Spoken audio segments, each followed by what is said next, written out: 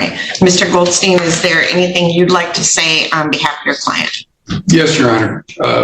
This is a fairly unusual situation in that you cannot deny that certain things happened. There's no question that they did. But this is not the person, meaning Ms. Carden is not the person who did those things. That's not what she's accused of. She's not accused of doing things. She's accused of not doing things, which is not protecting her children. She was doing cocaine. She's doing morphine. She's doing heroin. She was doing alcohol on a daily basis.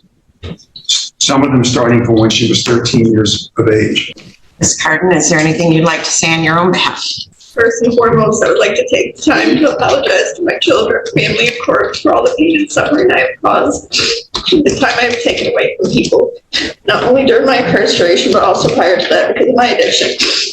I like to throw myself at the mercy of the courts during my sentencing. Your Honor, as you see, I have a severe addiction problem. After 16 months incarceration, I can finally admit I want and need help. I feel prison doesn't help people with addictions, mental health problems. I'm begging for a second chance at life. I'd like to do a long-term inpatient dual diagnosis treatment center. I realize my mental health is my #1 trigger. I know it's a lot of work and recovery, but with the right support, I know I can and will do it. I'm 37 with a college degree and have never been in trouble before this. I can promise I will never get in trouble again as I have learned my lesson. I've already lost everything due to my addiction to choices I've made, including my children, my family, my career. Twice. Your Honor, I know usually only one prosecutor speaks, but I'd ask the court to allow me to say my piece as well as Mr. Hartung. I would like to indicate for the court that we heard this morning that Ms. Carden was convicted based on her failures to act instead of an act itself. Jamie Carden was notified multiple times that Sam Compton and Ernie Black were sex offenders. It's not that she failed to protect them. She put them in situations to be around those sexual predators. She indicated she did that because she was getting money, vehicles, whatever she needed to feed her drug habit. That's not a failure to act. That's a willful act to put your child in those situations. First time that I met the young lady that stood before this court to speak to you, she couldn't have even reached my shoulder. Over the years, I've watched her grow into a beautiful, strong young woman, and I've heard about the awful things that she's been through. So to suggest that this is just something short of evil, I don't agree with, and I'm asking the court to sentence to the 12.5 to 40 years. Mr. Hartung? So because we did a lot of this work in advance in terms of what we're doing today, in terms of the actual numbers of sentencing, the court's choice today is somewhat limited on these matters. And the court is really deciding, I believe, decide on the bottom end of the sentence for the child discharge between 10 years and 12.5 years.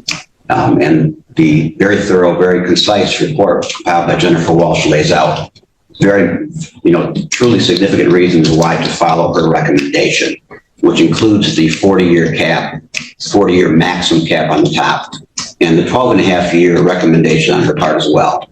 And for the reasons what I'm saying, what the court has heard today, what Ms. Weiss has said, and what the victim has said, those are all very well supported.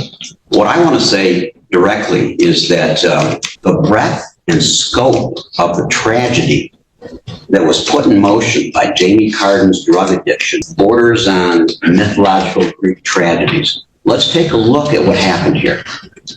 Because she has a drug addiction, she basically sold her daughter for drugs. Her daughter was assaulted because the defendant has a drug addiction. Because the defendant has a drug addiction, the victim's father, in cold blood, murdered 2 men and almost a third, and almost murdered the defendant.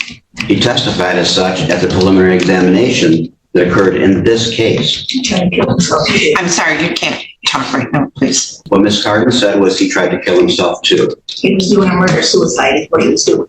And that's all very accurate. The man that he didn't kill, the man that he didn't murder went to trial, Ernie Black. And the victim testified in that case. And the victim testified in the preliminary examination for that case. And she was strong, and she told the jury what happened. And Mr. Black was convicted of child abuse, criminal conduct in the first degree. And because he had a prior criminal sexual conduct in the first degree or third degree, he is now imprisoned for the rest of his life without a chance for parole. This is the kind of victim that we have in this case. She is strong and she is courageous. And when it was time for Mr. Black to be sentenced, he had a letter written out just like she had today. And again, she had some difficulty at first. And I remember in the hallway, and she didn't want to do anything. So I said, "Are you ready to go in and bury this son of a bitch?" She went in and spoke with courage, just like she did today, and with a higher volume than she did today. This has gone on for a long while. Ms. Weiss is correct. It was first started out with Ms. Borders, myself, and Ms. Weiss. We have literally watched her grow up into a very brave young woman, all because of what happened. And I'm sure that's bittersweet from their perspective. Probably sad from their perspective, because if she did not know Ms. Borders and Ms. Weiss and myself, she would not be here today. Having had what happened. She has emerged out of this much more than a survivor. She's a hero. Thank you. And I may make a few comments after hearing this. Sure. As the court knows, I've known Mr. Hartung for many, many years. And I've always respected Mr. Hartung for, among a number of reasons, his professionalism. And that showed here today. Because when he addressed the court, he didn't say all these terrible things happened because of my client. He said all of these terrible things happened because of her drug addiction, which is exactly the same thing that I said in this court when I addressed the court a few moments ago. Jamie Carden is not a bad person. Jamie Carden doesn't go out looking to do bad things, but Jamie Carden had a terrible drug addiction. And that's where if you want to talk about blame, at least 80% or more of the blame rests with that addiction and not with Jamie Carden. Now, he also went on, one thing that I do disagree with that he said to the court. He talked about Chris Carden, and he somehow seemed to feel that Chris Carden only did what he did because of my client, and that's not true. You want to talk about someone who made a conscious choice to do something. Chris Carden picked up a gun and killed people and tried to kill this person standing next to me, and she's not responsible for what Chris Carden did. Nor is her drug addiction responsible for what Chris Carden did. One person in this world is responsible for what he did, and that's him. The court can address him when the time, I assume, I don't know if you have it or Judge Olsaver does, but that will be addressed at the appropriate time. But this is the person, Jamie is the one being sentenced today, not Chris. In determining the appropriate sentence in this case, the court has considered the seriousness of the offense, your history, the principal proportionality, the statutory penalty, the cost of confinement, the sentencing guidelines, the report and recommendation of the probation department, as well as what has been said upon the record at this hearing. The criteria and reasons for the sentences are the nature and gravity of the offenses, the discipline appropriate to their commission, deterrence against repetition by you and by others, the potential for reformation, vindication for law, and the protection of society. It is the sentence of the court that on file number 22-20792FH, you will be sentenced to the Michigan Department of Corrections for a period of 1 year, 4 months to 2 years with credit for 29 days. And that is on the fleeing fourth degree charge. So you will pay a crime victim assessment fee in the amount of $130, DNA testing fee in the amount of $60, and a $68 state cost.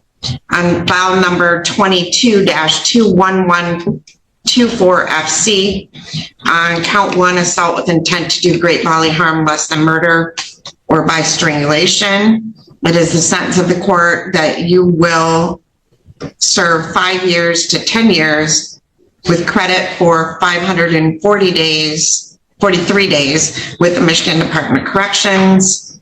There is a crime victim assessment fee in the amount of $130 and $68 in state costs. On file number 22-21124FC, count 2, first degree. It is the sentence of the court that you will serve a period of 12 and a half